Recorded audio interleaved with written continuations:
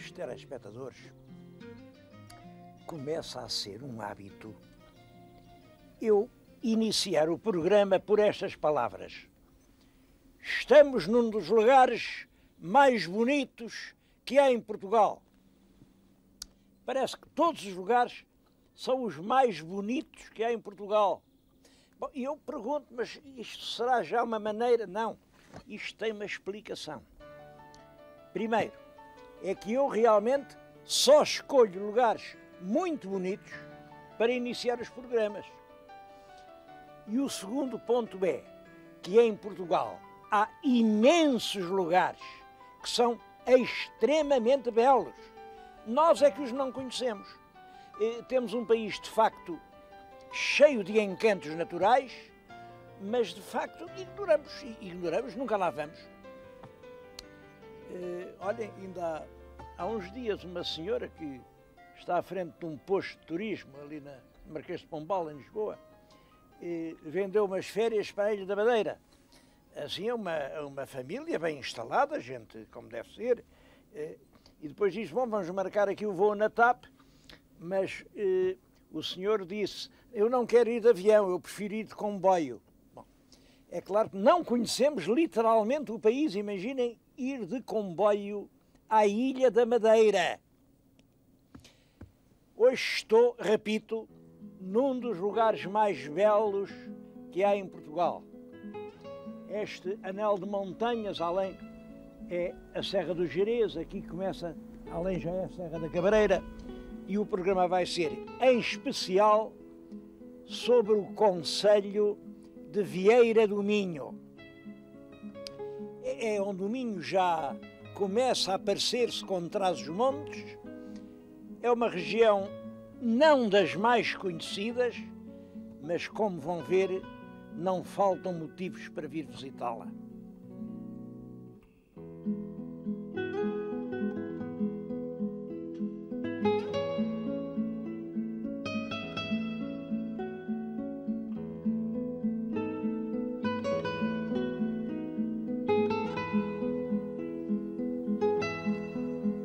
O concelho de Vieira do Minho começa aqui nesta ponte, precisamente ao meio.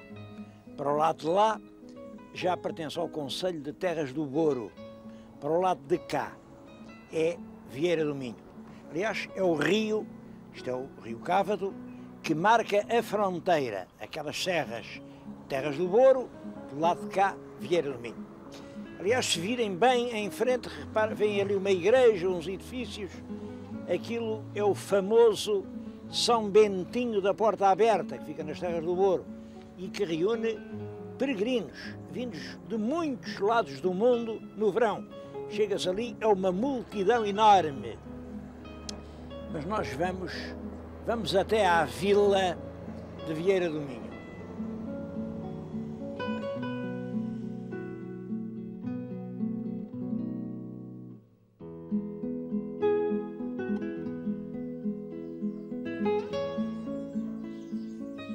Vieira do Minho não é uma terra antiga.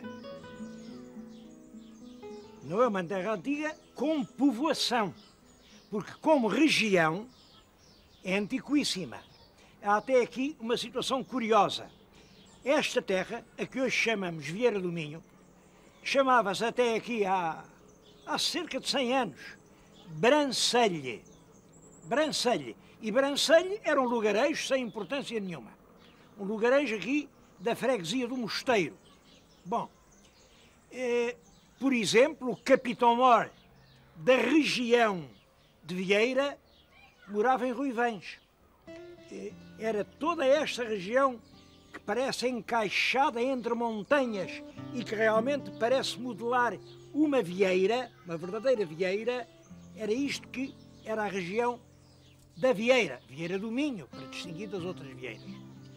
Bom, mas no século passado, exatamente em 1875, um deputado, era aqui o chefe do Partido Regenerador, era o Dr. Guilherme de Abreu.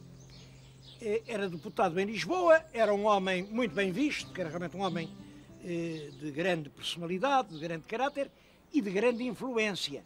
Ele era amigo do Barjona de Freitas, que era Ministro da Justiça, e conseguiu que o Ministro da Justiça criasse a comarca de Vieira do Minho, com a sede, imaginem, no lugar de Brancelhe.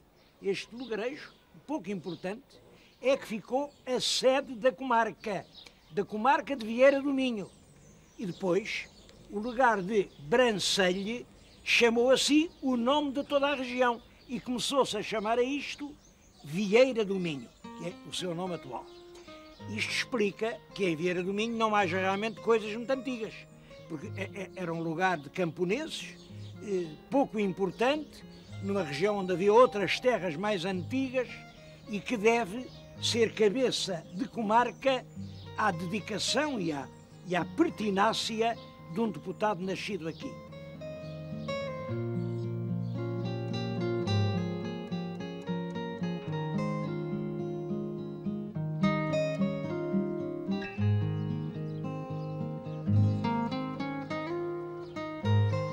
Um dos raros edifícios antigos de Brancelhe é este solar em que lhes estou a falar. É o solar de Lamas. É uma casa realmente muito bonita. Foi comprada pela autarquia e vai ser transformada em Casa da Cultura. É por isso que ela agora está em obras e não se pode ainda visitar por dentro.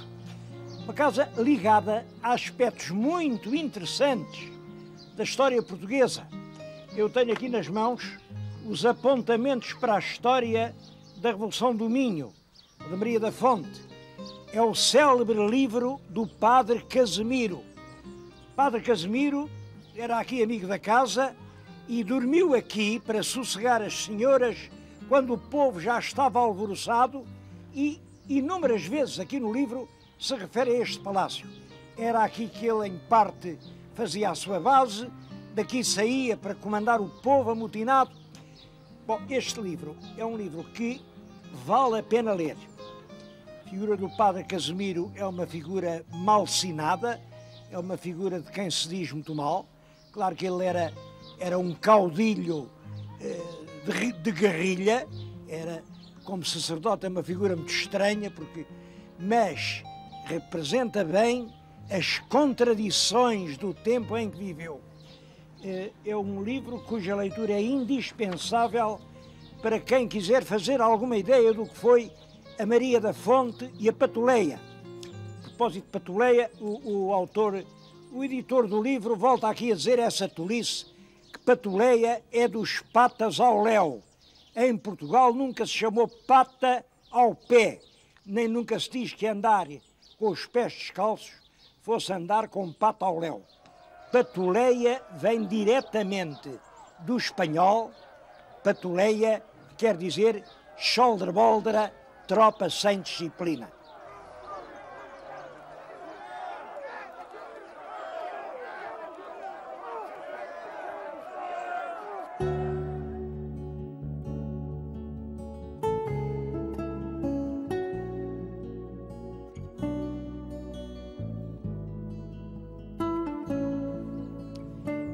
Devo-lhes dizer que quem procurar aquele Minho antigo ou aquele Trás-os-Montes de granito, de tradição, em Vieira do Minho fica completamente desiludido. A Vieira do Minho é realmente uma vila da passagem do século XIX para o século XX. É já quase o nosso tempo. Bom, isso em Vieira do Minho, porque dentro do concelho há imensas relíquias desse passado que seduz toda a gente. Eu vim agora aqui a uma aldeia, isto fica a cerca de 30 km de Vieira, a aldeia de Campos. A aldeia de Campos tem um passado pré-histórico, isto é uma terra com mais de 2000 anos. Aqui tudo é de granito. As casas, a velha igreja com a Senhora da Conceição, que tem ali a dizer que foi feita em 1711, mas é claro que é reconstruída, aquilo era uma igreja românica.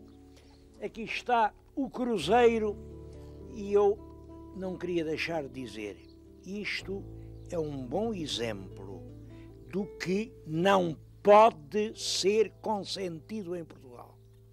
Isto era a praça diante da igreja, a Praça do Cruzeiro, e aqui, a 2 metros do Cruzeiro, puseram um grande poste da EDP com os cabos elétricos, um dá a luz para ali, outro para ali, outro para lá, estragaram completamente esta paisagem medieval lindíssima e irrepetível. Não se esqueçam de que aldeias como esta são a nossa reserva turística. Em breve, toda a gente vai gostar de ter aqui, numa aldeia assim, uma casa para passar os seus momentos livres. Aliás, isso começa. Olha, nesta aldeia ainda nem sequer as casas são muito caras.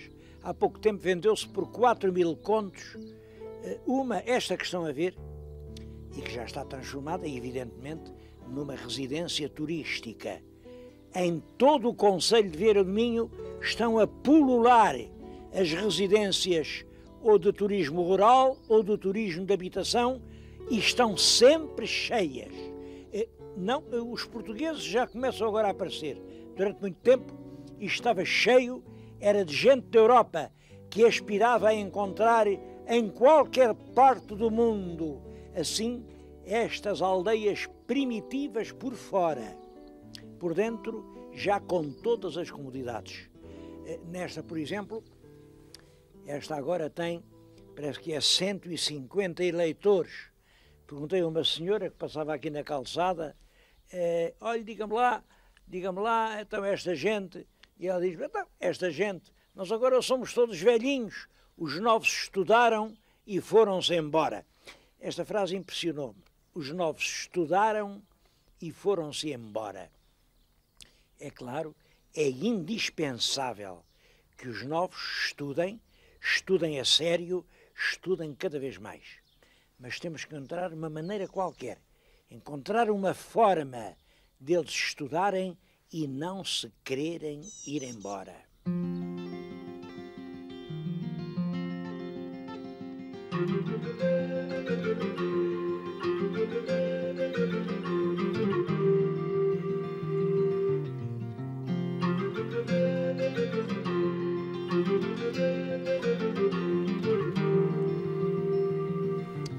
Esta paisagem surpreendente, com montanhas, com estes aparentes lagos das grandes albufeiras, com aldeias de granito, com lendas, com histórias verdadeiras, com romarias festivas, com toda a alegria do Minho.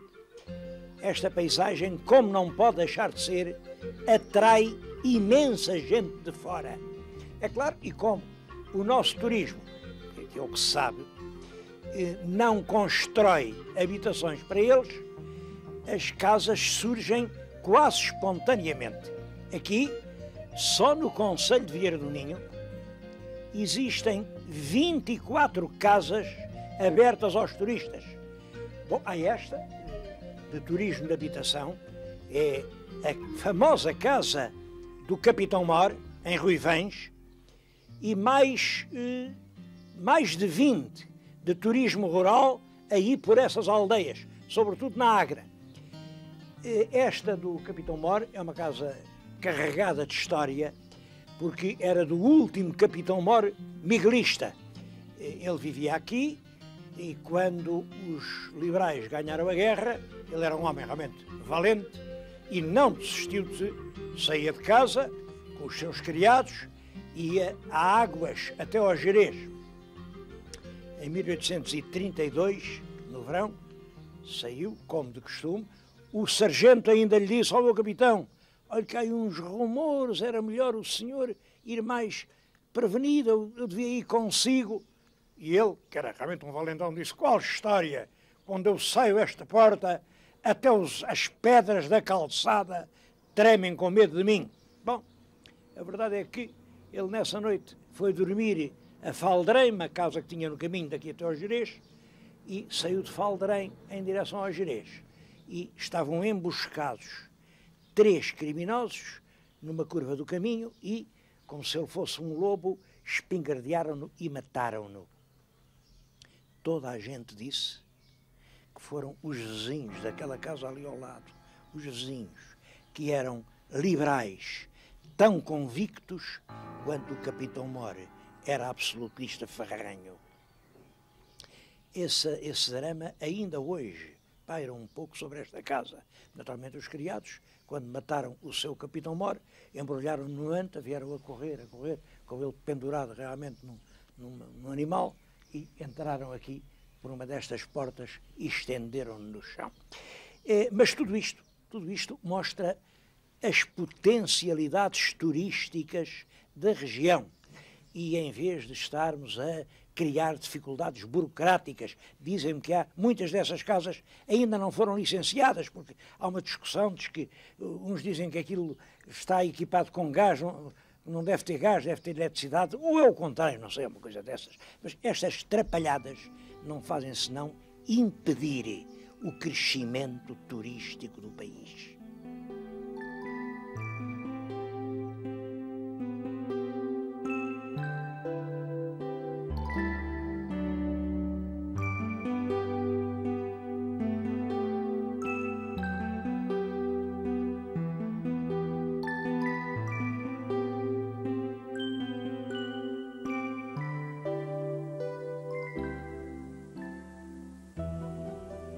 Outro lugar que é preciso visitar, e acho que ninguém cá vem, é este vale das Penhas Más. Penhas Más quer dizer rochedos malditos. Estes rochedos, por qualquer razão que eu não sei, eram considerados rochedos do diabo. Aqui morava o diabo. Bom, por isso mesmo, quem precisava de se livrar do diabo vinha aqui dizer mal do diabo. Era o lugar dos conjuros. Isto até há pouco tempo, quando uma criança estava doente, dizia-se que só aqui é que se podia curar. E curava-se desta maneira. Vinham à noite um cortejo de mulheres, pelo menos 6, vinham num profundo silêncio, uma após outra, uma trazia ao menino. Quando chegavam aqui, uma das passadeiras eram as mulheres que depois faziam a passagem do menino. Punha-se de cima do ribeiro, afastava os pés, levantava a saia e o menino era passado por debaixo dela. Mas tinha que se dizer uma oração. A oração era mais ou menos assim: o que é que tu me dás? A doença das Penhas Más. Raios partam Satanás na rocha das penas más.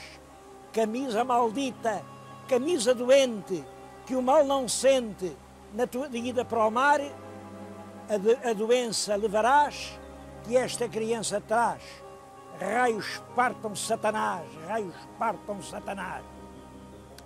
Fazia-se isto 3 vezes, e parece que as crianças ficavam boas.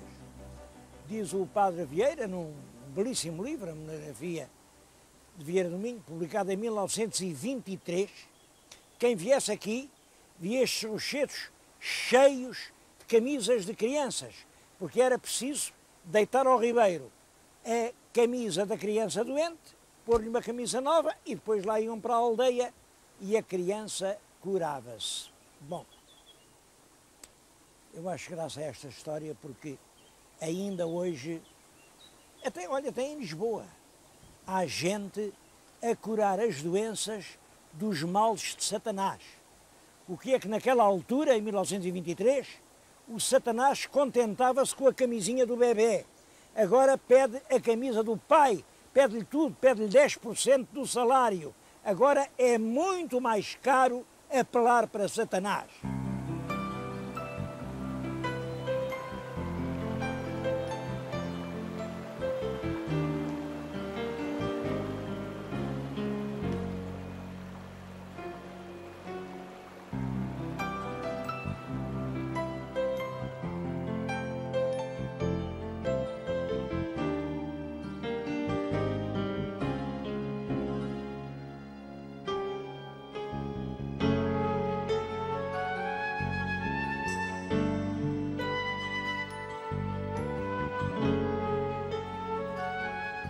grande parte do concelho de Vieira do Minho é ocupado pela Serra da Cabreira.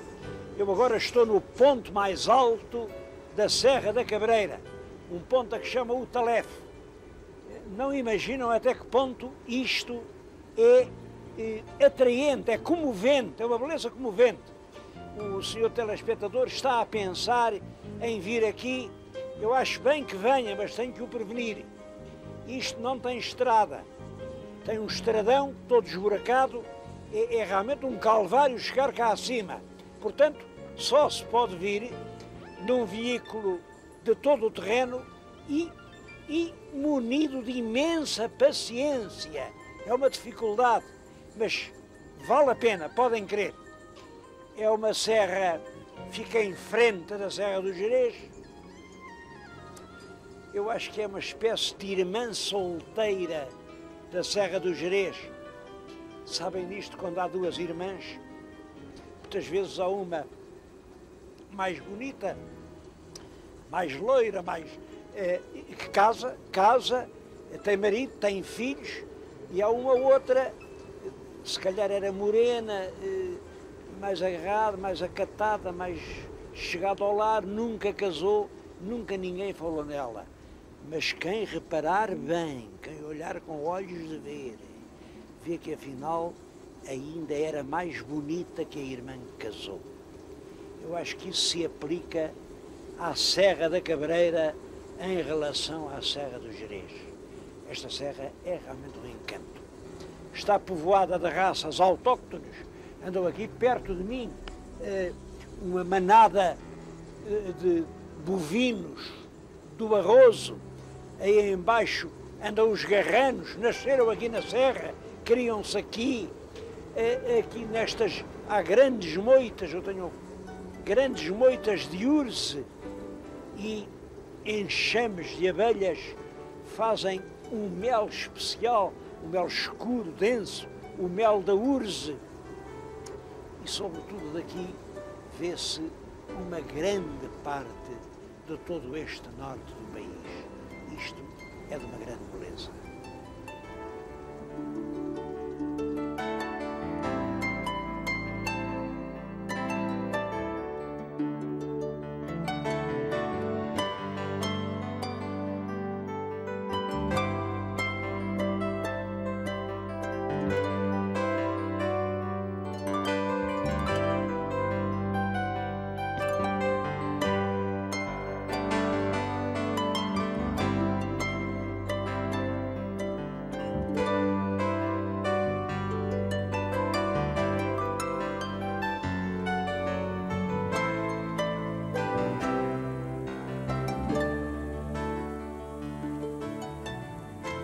É aqui na Serra da Cabreira que nasce o rio Ave.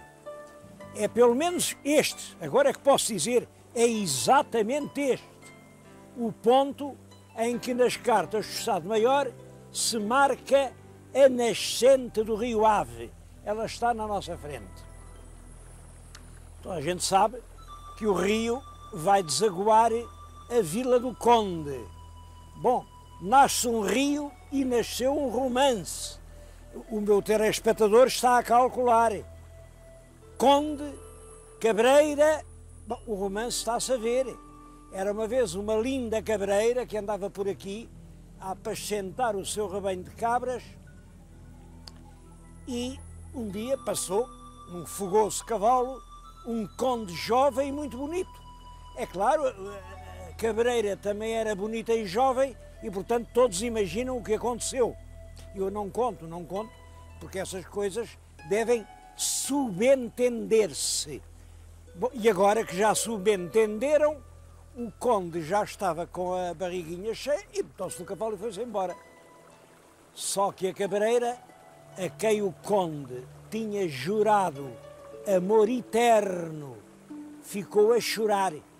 E eram as lágrimas da cabreira que caíam, eram tantas, fizeram este regato.